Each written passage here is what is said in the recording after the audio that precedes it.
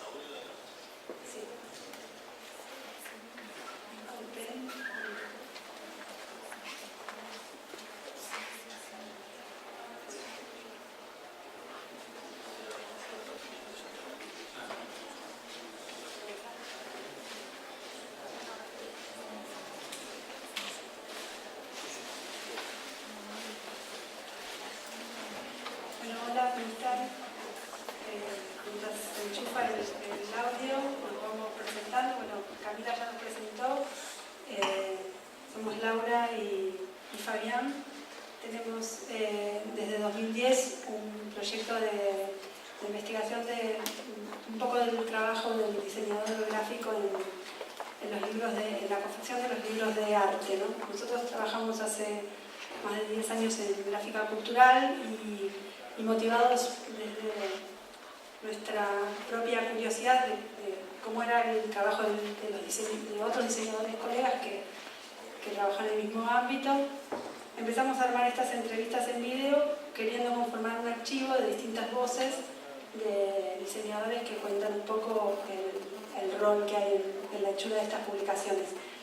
En un momento donde el arte y el diseño están completamente fusionados, los artistas muestran obras, los diseñadores muestran obras en galerías y los artistas diseñan sus obras, sus muestras.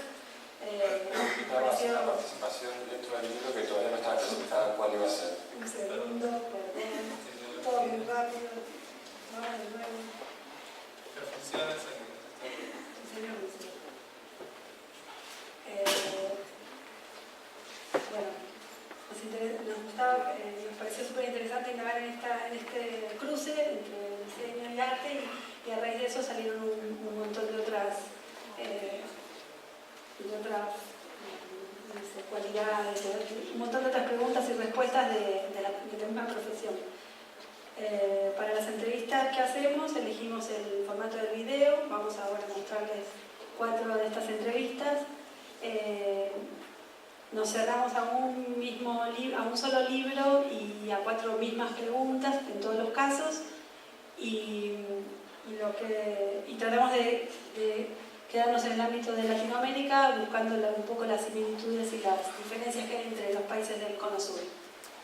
Bueno, les vamos a presentar. Las preguntas son 2 sobre el caso puntual y 2 sobre el mundo inspiracional del diseñador. Hoy vamos a ver 4 casos, que uno es de Diego Bianchi, sobre el libro Si yo fuera el invierno mismo, que es el envío de Guillermo Cuitca a la 52 Bienal de Venecia. Felipe Kaiser, que es diseñador de las piezas de la Bienal de San Pablo. Estuvimos en San Pablo en el 2010 y analizamos el catálogo. Después Alejandro Ross, que va a hablar sobre el libro de Juan José Cambre, un artista plástico.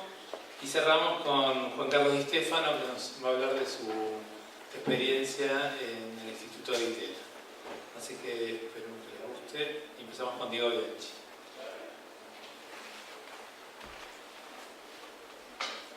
Bueno, el proyecto de esta edición empezó cuando Guillermo Cuitca fue convocado a participar en la Bienal de Venecia por Inés Katzenstein, que era la curadora del envío argentino. Y ellos proponían hacer un catálogo, un libro o una edición que todavía no estaba definido, con lo que Guillermo estaba trabajando en ese momento, que eran obras nuevas, iban a ser muy pocas. Para eso convocaron a Cecilia y a Gastón Pérsico para hacer el diseño.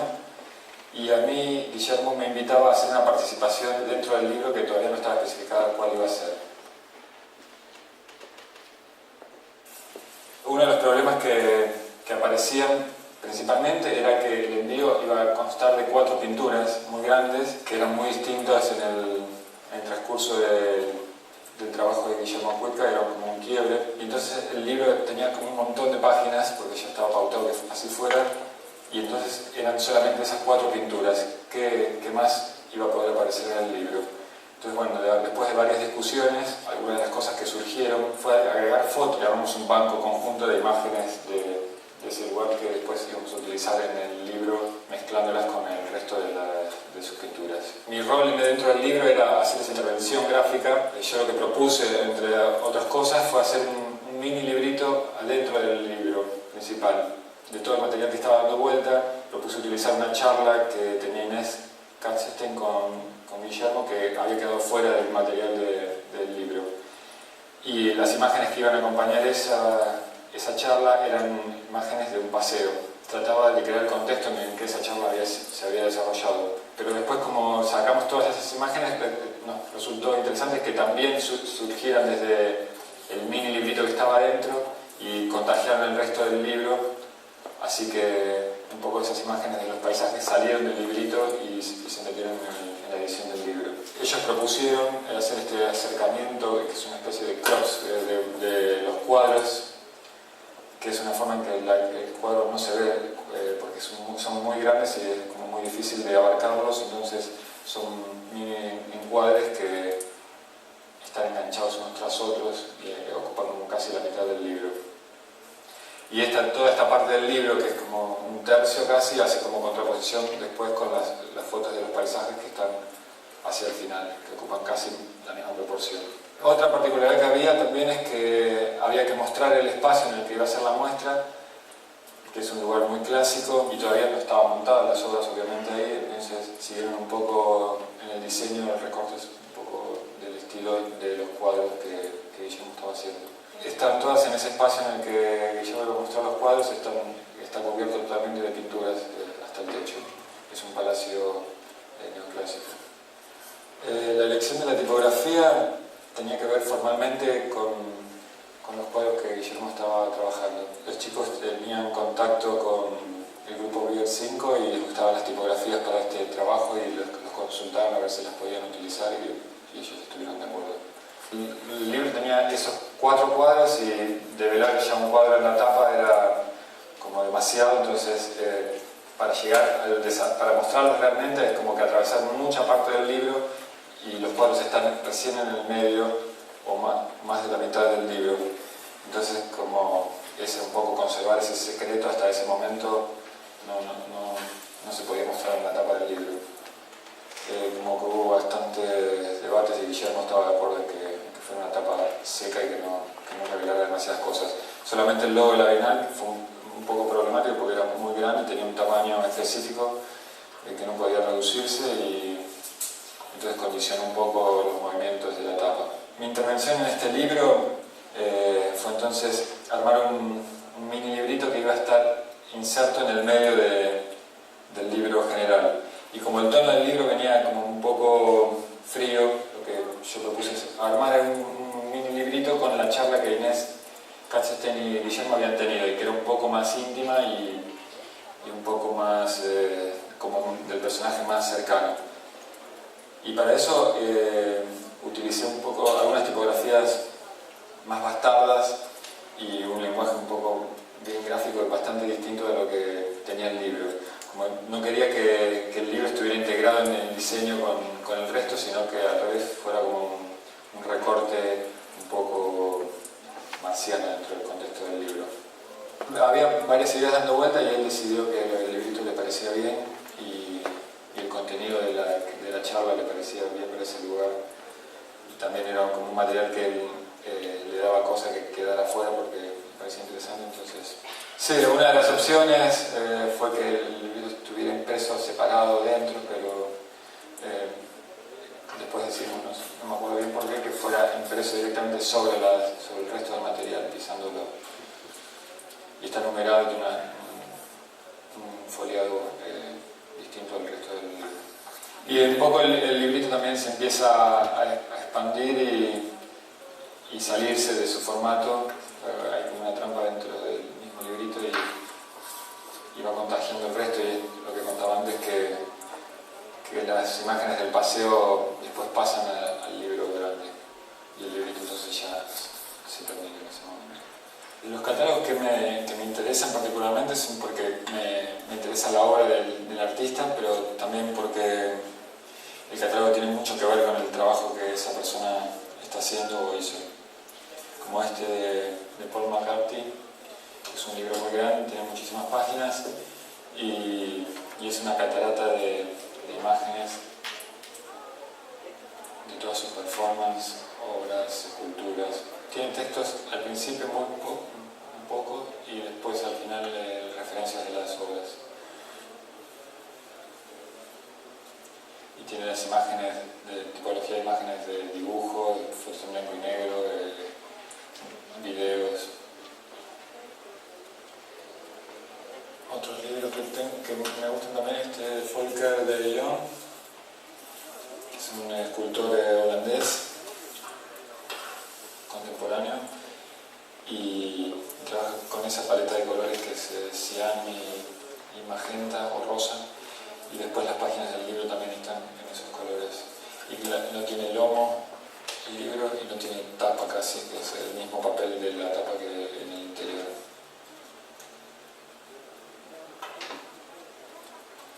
Esto es como un catálogo un poco más clásico, pero como me gusta, es muy sobrio. Como diseñador aprecio, no sé, como detalles de diseño que están bien, que ayudan a ver el trabajo.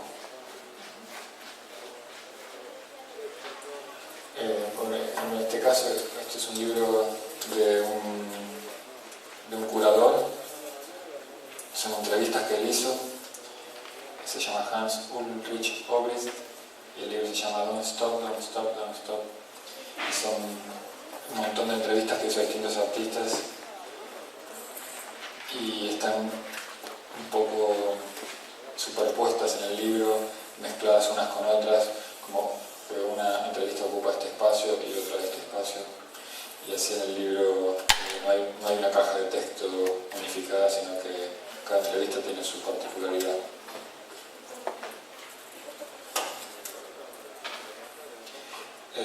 Prácticamente para leerlo es un poco difícil, pero cuando lo vi me encantó y lo quise tener. Y después están los catálogos típicos de Feigen, que es un formato muy conocido de libro de arte, de artistas súper consagrados, tienen entrevistas y notas y toda la carrera del artista. Y para un trabajo particular utilicé el formato del libro con artistas argentinos y hice falsas ediciones de esos libros, como si estuvieran editados por Feigen, imitando la tipografía y el logo y todo el diseño.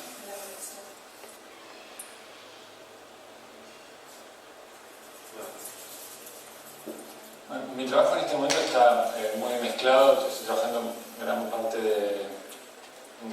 en artes plásticas y un poco en diseño, y entonces no estoy mirando particularmente diseño. No sé, las cosas en las que presto atención están en general en la calle, en revistas, cosas que me llaman de casualidad o en internet, pero no tengo como una búsqueda dentro del diseño. Dejo que algunas cosas que me interesan aparezcan en el trabajo, pero no estoy conectado con el trabajo de los estudios y las tipografías en este momento. Bueno, lo que nos interesó puntualmente cuando seleccionamos este libro, primero la dificultad que planteaba al ser un envío de solo 4 horas y tener la premisa de hacer un libro de más de 100 páginas con ese contenido.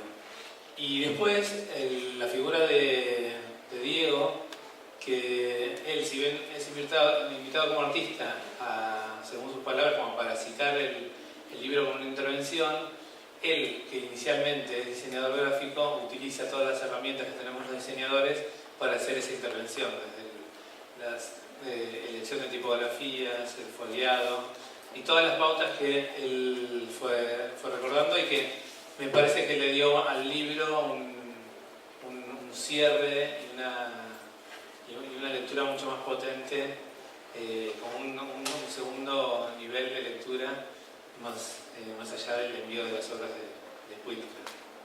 Agora vamos a ver a Felipe Kaiser. Sim, do caso do catálogo, certo. O catálogo, duas coisas eram pré-determinadas nele. Uma era que ele ficaria pronto na abertura, que é hoje, e a outra é que ele seria português e inglês, com certeza, como sempre foi. Outras definições foram sendo feitas. O formato físico? Não, isso foi uma proposta nossa. É uma proposta que, a princípio, eu fiquei um pouco mais perto desse trabalho, no caso. Houve influência, obviamente, do André e dos outros estagiários e da minha também. Mas a proposta do formato foi feita e discutida junto com a coordenadora editorial, que é a Cristina Fino. E o que a gente tinha em mente é que era importante fazer um livro que coubesse na escala humana, que não fosse agigantado, necessariamente para produzir imagens agigantadas, e que convidasse a leitura, que ele pudesse caber na mão e caber na cama e não precisasse ser usado só em mesa.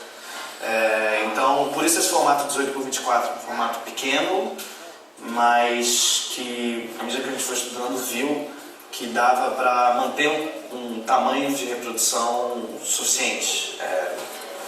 Se quiser, eu trouxe alguns estudos, a gente pode ver como ele foi amadurecendo. Sim.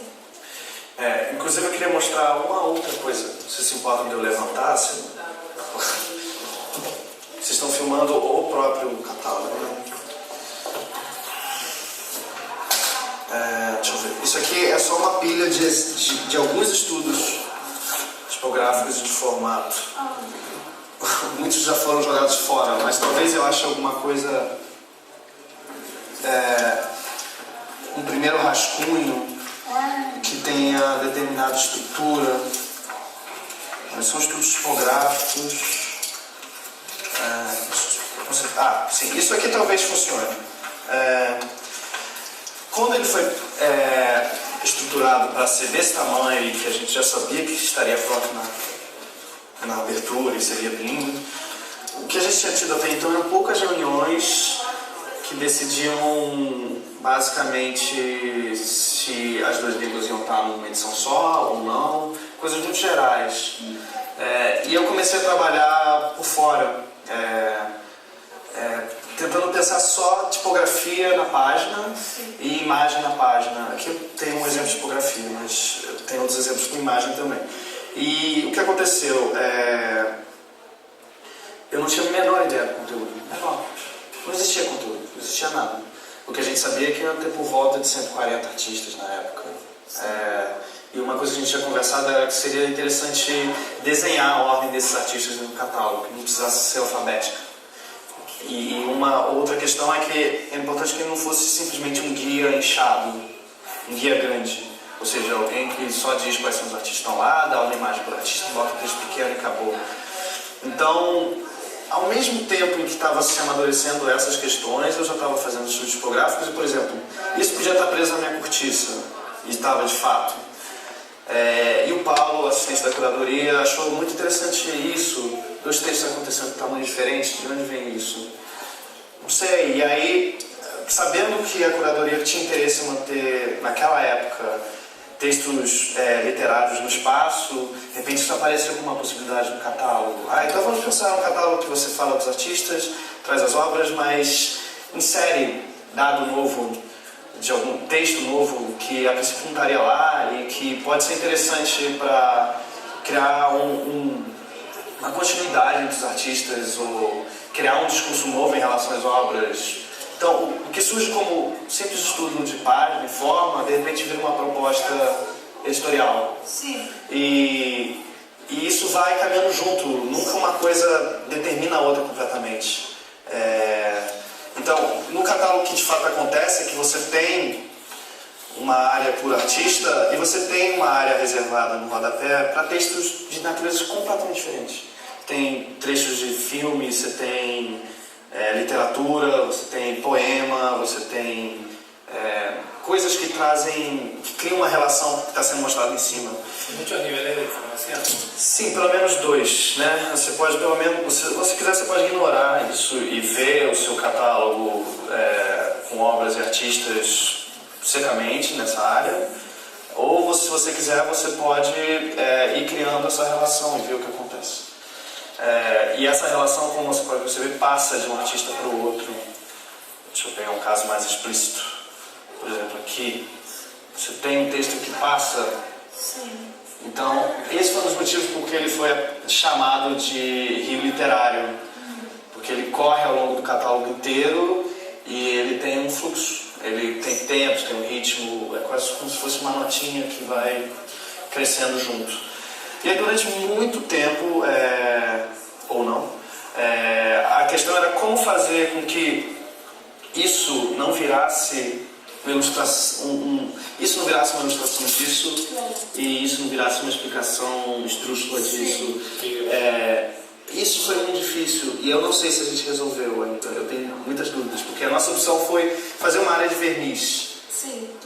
E manter a estrutura da imagem batendo. É uma diferença sutil, porque tudo que a gente colocava na página soava pesado demais.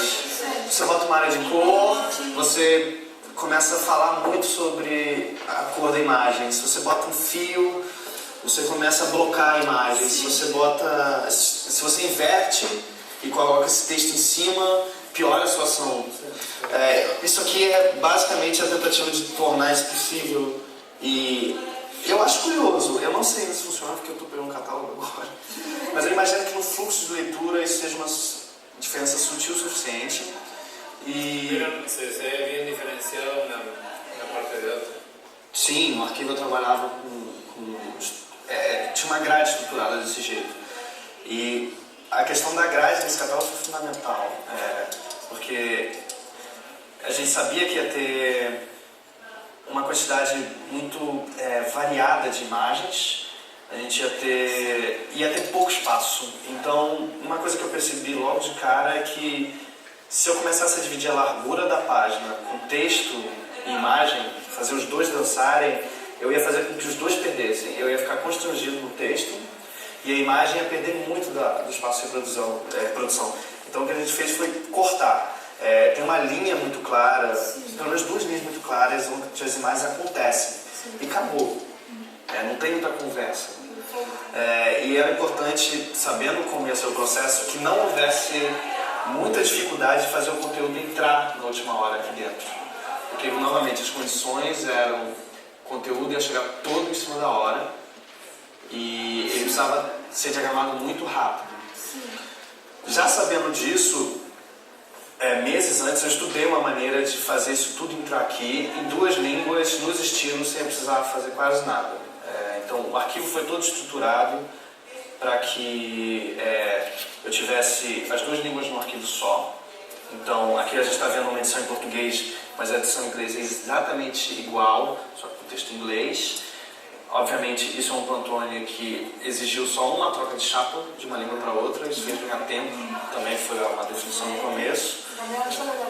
Sim, troca rapidíssimo, as imagens estão idênticas de um catálogo para o outro. E também, não só o Pantone na tipografia garantia que ele ia ter essa condição de produção facilitada, mas também ele diferenciava radicalmente da imagem. É muito difícil ter uma imagem azul, e quando isso acontece é muito casual. Então, o fato do texto não estar preto de alguma maneira ajuda as imagens também. Por que não era preto o texto? Porque senão eu ia ter que trocar a chapa de preto de todas as imagens também. Claro. Então, o texto o texto corre separado. Então, Você que está feito em 5 cores. 5 cores, sim. Então, o catálogo todo ele foi sendo moldado à força. Só para vocês terem uma ideia, eu vi achar ele é um jogo de forças, né? Deixa eu ver se eu acho alguma coisa. Isso aqui talvez sirva.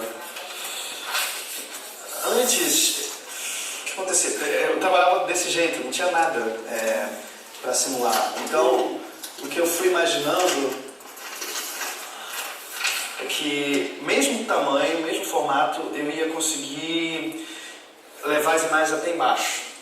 A questão do rio literário era uma ideia desde o começo, mas ele só se consolidou 4 dias antes de entrar em gráfica.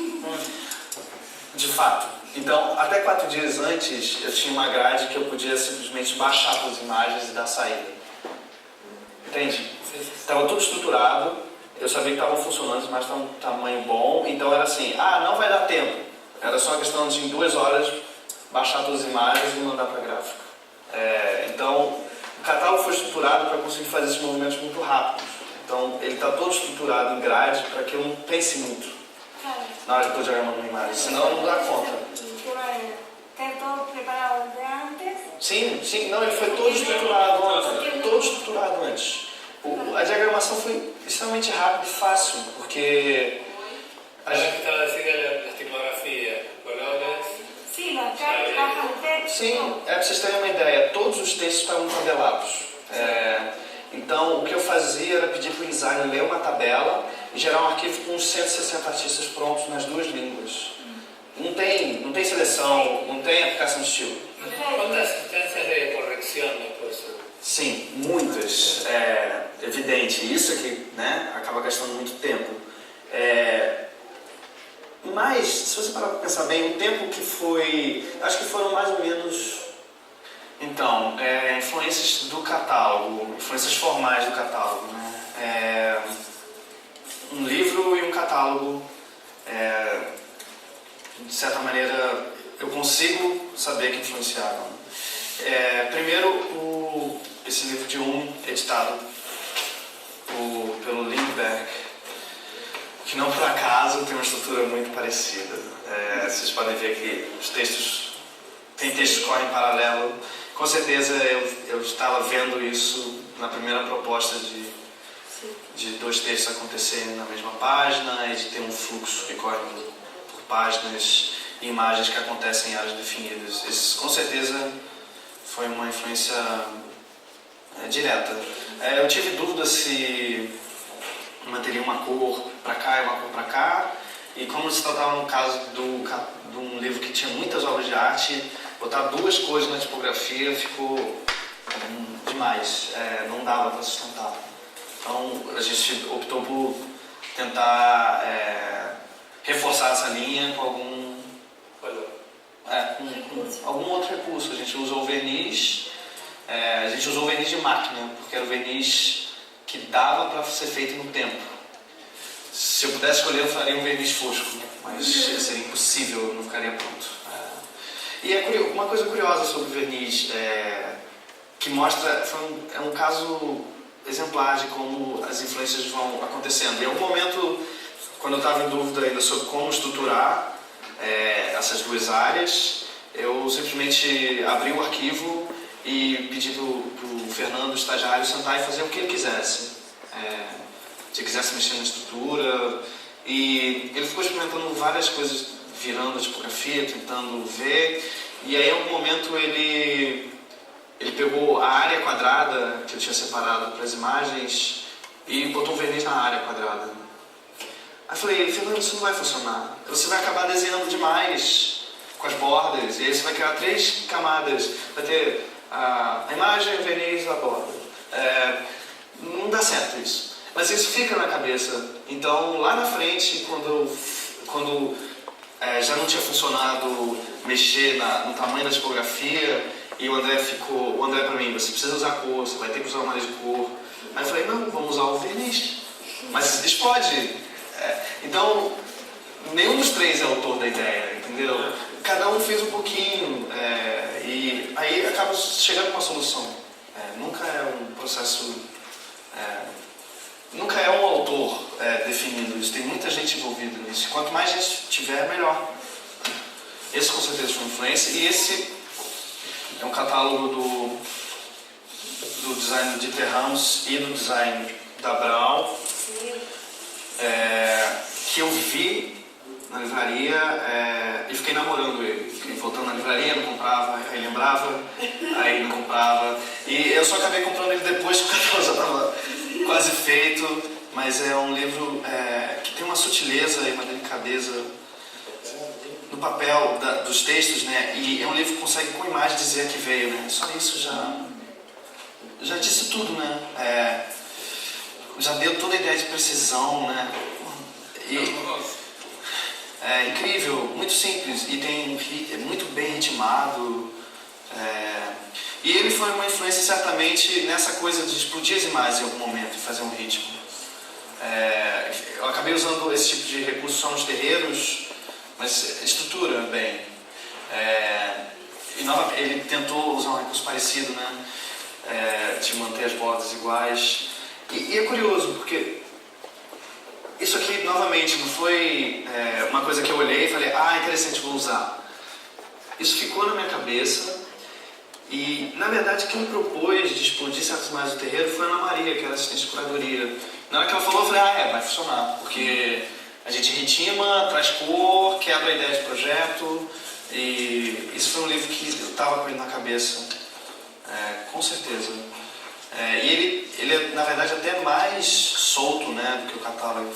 Isso eu não poderia fazer, por exemplo. É um limite técnico que eu tinha. Eu ia ter que trocar 2 chapas dessa imagem nas 2 línguas. Então, é muito caso a caso, né? E tem uma outra seção dele, essa eu acho muito curiosa. Muito bonito, né? Essa distância não é nada incômoda. Não. É muito bem desenhado. Esse é um livro que certamente ficou na minha cabeça como memória. Ele nunca teve nas minhas mãos enquanto eu projetava. Porque eu fiquei com preguiça de comprar, ou eu cheguei lá e já não tinha. Ele usa grade. Ele tem momentos interessantes. Dieter Ramos, com calma, né? Porque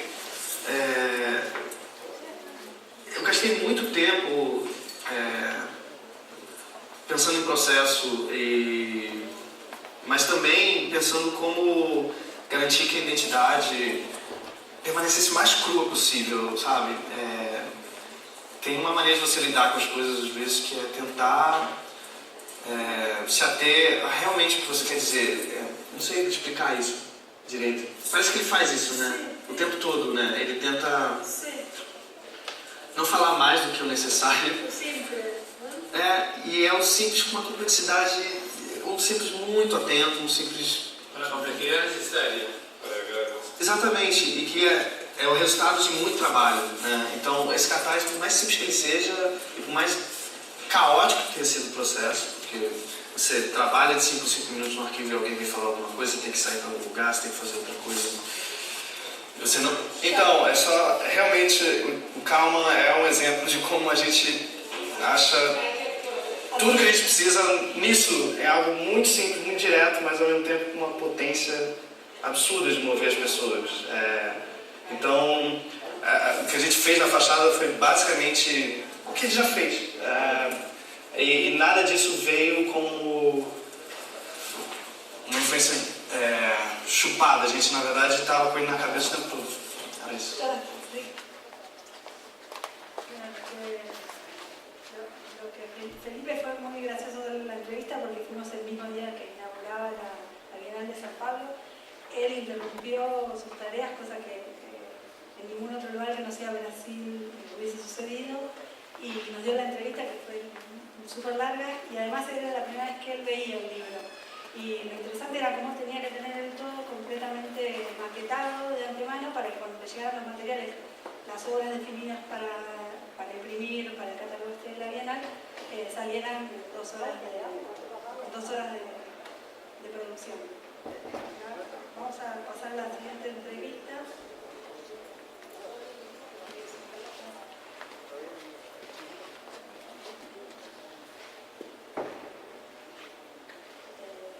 Que es Alejandro Ross.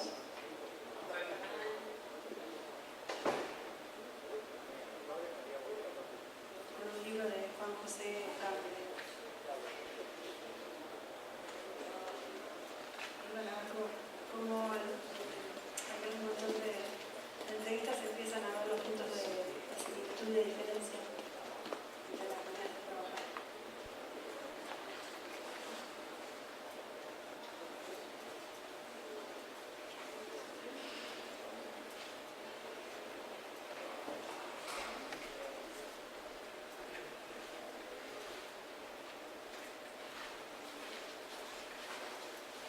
Como diseñador, las decisiones que las tomé junto a un artista, a Cambre.